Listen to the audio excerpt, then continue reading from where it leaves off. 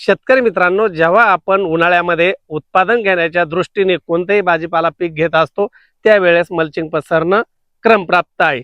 पण त्यानंतर होतं काय की आपण जरी पाणी दिल्यानंतर 2 दिवसांनी छिद्रे पाडले तरी देखील दुपारच्या वेळी पडत असलेल्या टेम्परेचरमुळे आत गरम हवा तयार होऊन आपण जिथं रोपं लागवड करतो तर तिथं पानं वाळण्याची शक्यता नाकारता येत नाही.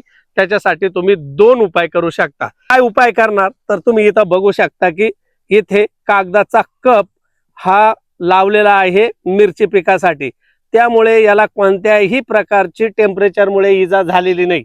पण कधी कधी काय होतं की सगळ्याच पिकाला आपण कप लावू शकत नाही. उदाहरणार्थ हे टरबूज पीक आहे, याला कप लावला नाही, पण याला काय केलेलं आहे की इकडून माती घेऊन त्याच्या आसपास मी टाकलेली आहे, जेणेकरून मल्चिंगवर जे ऊन पडून परावर्तित होऊन जे पानं खराब होतात तर याच्यामुळे आपण माती तेथे टाकतोय. तर ते पण माझ्या संपूर्ण प्लॉट मध्ये तुम्ही बघू शकता की सक्सेसफुल झालेला आहे. कोणतंही रोप उन्हामुळे मेलेलं नाही. म्हणजे अशा प्रकारे तुम्ही आपल्या उन्हाळ्यामध्ये मल्चिंग टाकल्यानंतर अशा ट्रिक्सचा उपयोग करू शकतात आणि आपले रोप वाचू शकतात. अशा टिप्स आणि ट्रिक्ससाठी तुम्ही मला फॉलो करून ठेवा. भेटूया पुन्हा, तोपर्यंत नमस्कार.